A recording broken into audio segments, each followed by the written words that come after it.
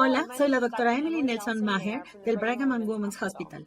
Voy a demostrar la técnica apropiada para la intubación endotraqueal. Se revisarán indicaciones, contraindicaciones, equipo y posición y técnica correcta, así como las complicaciones potenciales de este procedimiento.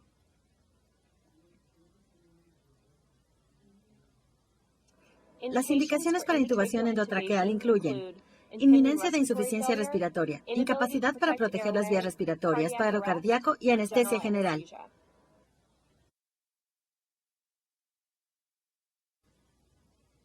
No existen contraindicaciones absolutas para la intubación endotraqueal, con la excepción de pacientes en quienes existe una directriz de no intubar. Las contraindicaciones relativas incluyen sospecha de intubación o ventilación difíciles, lesión traqueal, facial o cervical, tumoraciones traqueales.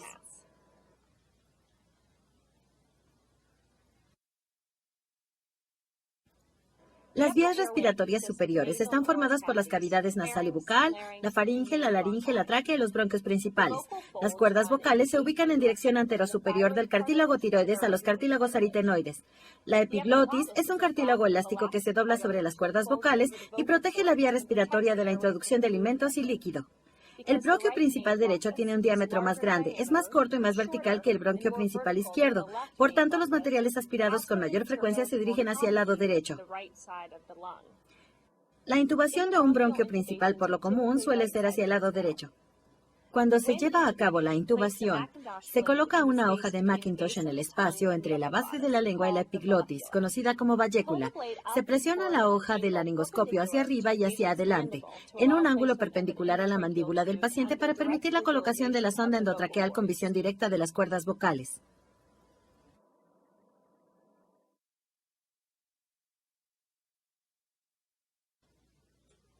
A continuación se revisan los pasos específicos necesarios para la intubación endotraqueal. Es importante identificar los factores que podrían indicar una ventilación o intubación difíciles. Para determinar si existían dificultades para la ventilación, se investiga mediante anamnesis lo siguiente: antecedentes de ventilación difícil, ronquidos o apnea obstructiva del sueño, tumoraciones en la vía respiratoria. Varios datos de la exploración física pueden indicar que podrían existir dificultades para ventilar a un paciente: individuos mayores de 55 años, pelo facial, falta de dentadura, obesidad, cuello grueso o anatomía anormal del cuello. Los pacientes que son difíciles de ventilar se encuentran en alto riesgo de presentar dificultades para la intubación. Muchos de los antecedentes en la exploración física que predicen una intubación difícil son diferentes a los que son de importancia para la ventilación, aunque poseen importancia similar.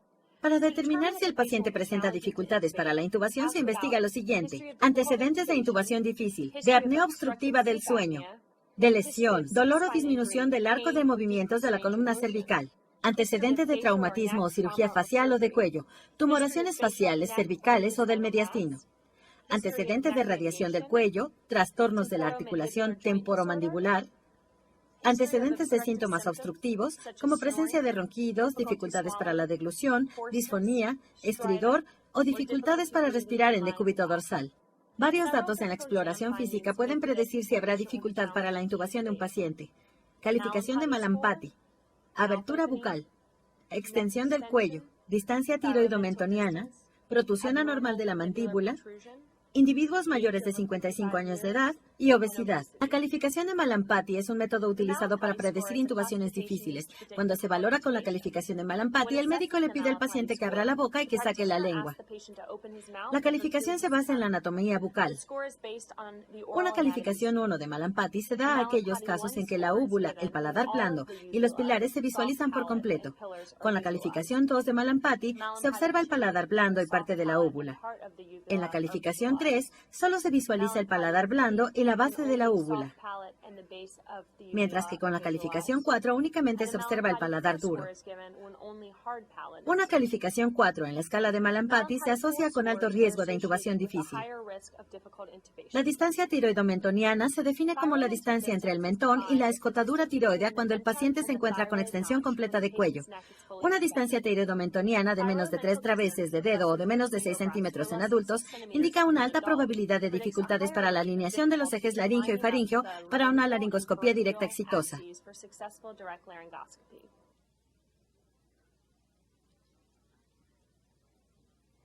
Es importante contar con todo el equipo antes de intentar la intubación. Para vías respiratorias sin complicaciones, el equipo básico incluye guantes no estériles, lentes protectoras, equipo de venoclisis permeable para la administración de fármacos para la inducción y fármacos de urgencia, relajantes musculares, equipo para aspiración de secreciones o de sangre, monitores estándar que incluyan trazo electrocardiográfico, oximetría de pulso, manguito para medición de presión arterial, una fuente de oxígeno fiable de alta presión, bolsa y mascarilla para ventilación manual, mascarilla facial para ventilación asistida o después de la intubación, cánula bucal para la ventilación de las vías respiratorias, sondas endotraqueales apropiadas de las cuales se debe contar con diversos tamaños, jeringas para inflar y para probar el manguito de la sonda endotraqueal, mangos y hojas de laringoscopio, hoja curva de Macintosh y hoja recta de Miller de varios tamaños,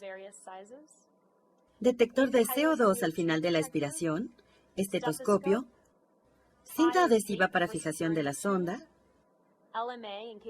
mascarilla laringea en casos de incapacidad para ventilar o intubar al paciente, con diversos tamaños, y estilete.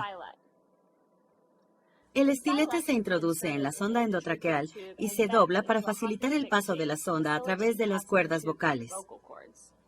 Además, es importante asegurar que el estilete no rebase el borde de la sonda endotraqueal a fin de evitar lesiones traqueales.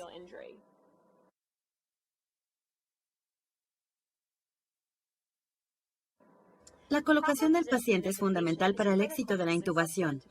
La cama del paciente debe ajustarse de forma tal que las vías respiratorias del paciente se encuentren al nivel de la línea de visión del médico.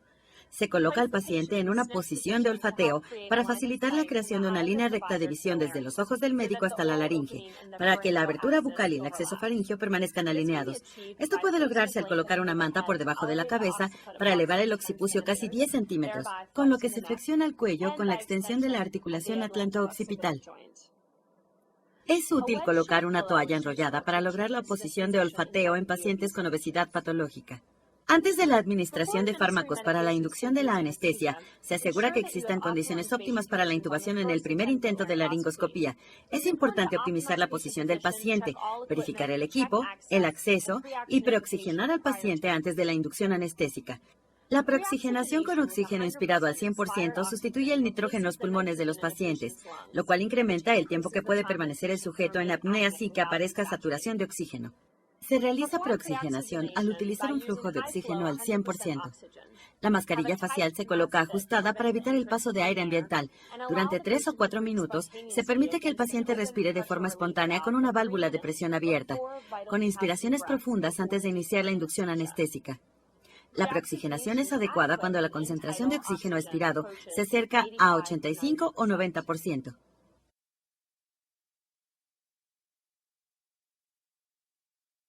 Antes de intentar la intubación endotraqueal, un médico debe ajustar la mascarilla facial para ventilación, lo cual constituye el paso más importante en el control de las vías respiratorias. Si puede proporcionar ventilación con éxito mediante una mascarilla, se continuará la ventilación y la oxigenación en caso de intubación difícil hasta que personal con mayor experiencia realice la intubación endotraqueal. Si el paciente está consciente, es necesario administrar fármacos de inducción anestésica antes de intentar la ventilación con mascarilla y la intubación. Para una técnica apropiada de ventilación con mascarilla, se sitúa el pulgar izquierdo sobre el conector y el dedo índice por debajo del colector sobre la mascarilla. Se coloca la punta de la mascarilla en forma de gota al nivel del puente nasal. Se sostiene con firmeza la mandíbula con el tercero y cuarto dedos de la mano izquierda. El borde inferior de la mascarilla debe colocarse entre el labio inferior del paciente y la barbilla. Se coloca el dedo meñique por debajo de la mandíbula y se utilizan el tercero, cuarto y quinto dedos para presionar la cara del paciente contra la mascarilla, en lugar de hacer presión sobre la mascarilla contra la cara del paciente. Esta técnica de elevar la cara del paciente hacia la mascarilla ayuda a elevar las estructuras faríngeas y las partes blandas para crear una abertura para el oxígeno a fin de que se desplace de la boca a la laringe. Se ajusta la presión de la válvula y se comprime la bolsa para efectuar la ventilación del paciente con el objeto de mantener presiones máximas en las vías respiratorias inferiores de 20 a 25 milímetros de mercurio. La válvula para alivio de la presión debe estar parcialmente cerrada para crear suficiente presión en el sistema y efectuar la ventilación con mascarilla. Se valora si es adecuada la ventilación con mascarilla al observar la elevación del tórax, los ruidos respiratorios, el volumen corriente y la capnografía. Si no es posible ventilar al paciente, es importante solicitar ayuda de inmediato y preparar la colocación de una mascarilla laríngea. El objetivo de la laringoscopía directa es visualizar las cuerdas vocales a fin de colocar la sonda endotraqueal a través de las cuerdas sin causar traumatismos. Una vez que se han administrado los fármacos para inducción anestésica y se determinó que la ventilación con mascarilla es adecuada, es muy útil la administración de un relajante muscular como succinilcolina para la visualización óptima de las cuerdas vocales. Recuerden estas contraindicaciones importantes para la administración de succinilcolina: antecedentes familiares o personales de hipertemia maligna, hiperpotasemia, quemaduras, lesiones por aplastamiento, lesiones de neurona motora superior, inmovilización prolongada, miopatía, lesión cranoencefálica cerrada, lesión del globo ocular.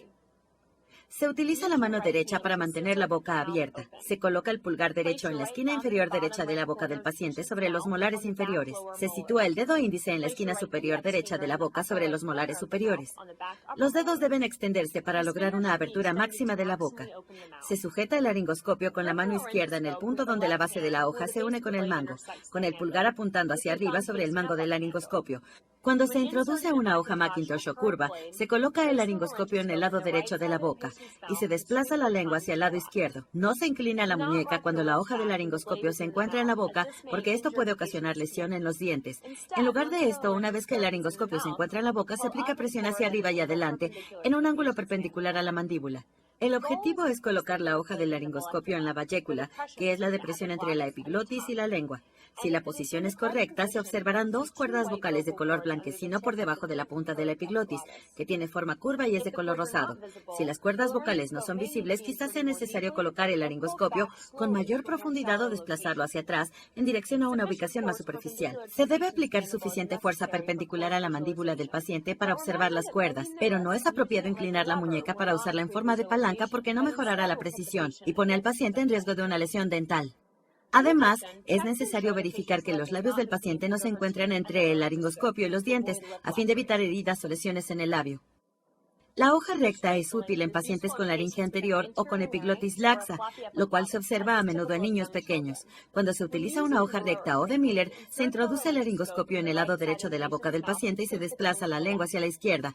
Se hace avanzar el laringoscopio al pasar la punta de la epiglotis y se aplica presión hacia arriba y adelante en un ángulo perpendicular con respecto a la mandíbula.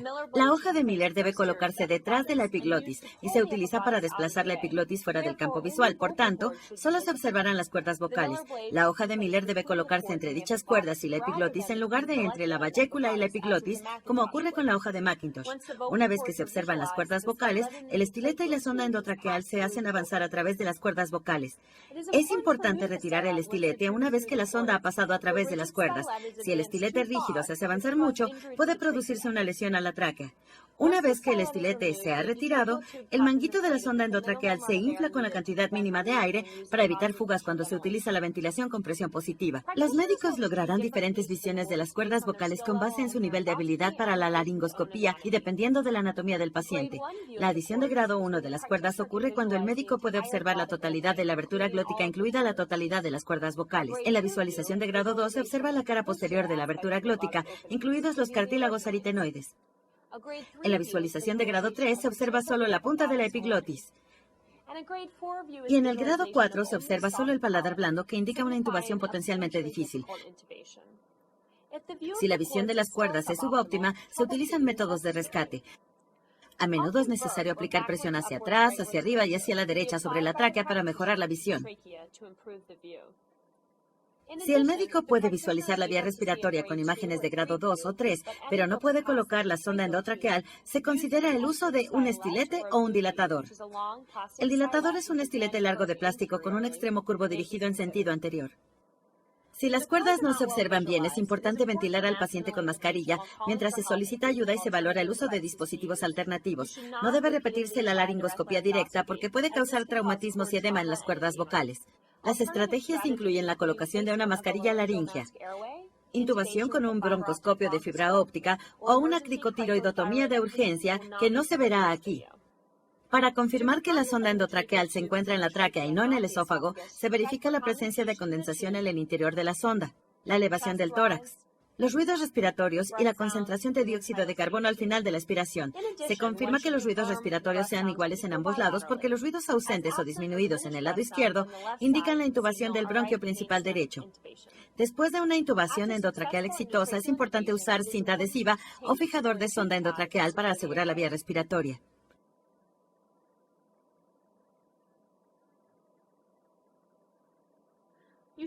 Debe observarse la profundidad de colocación de la sonda endotraqueal al nivel de los dientes cuando los ruidos se ausculten en ambos campos pulmonares. Así, si la sonda es desplazada hacia adentro o hacia afuera de la tráquea, el médico lo notará y podrá colocar la sonda en la posición correcta. Es importante sedar de manera adecuada al paciente concluida la intubación para que se encuentre cómodo y no haya desalojo de la sonda endotraqueal.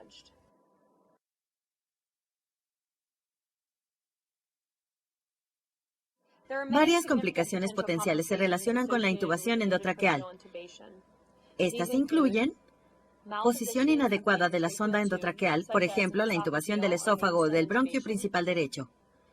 Traumatismo de las vías respiratorias, por ejemplo, heridas en labios o lengua, disección retrofaríngea, rotura dental, faringodinia, edema de las vías respiratorias, parálisis de las cuerdas vocales, lesión traqueal o bronquial. Exageración de la respuesta simpática a la intubación, lo cual causa hipertensión, taquicardia, aumento de la presión intracraneal o intraocular.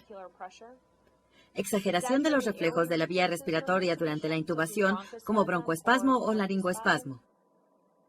Disminución de los reflejos de las vías respiratorias durante la intubación, lo cual favorece la broncoaspiración. Compromiso hemodinámico secundario a la administración de fármacos hipnóticos. Y por último, intubación o ventilación fallidas que producen hipoxia o hipercarbia.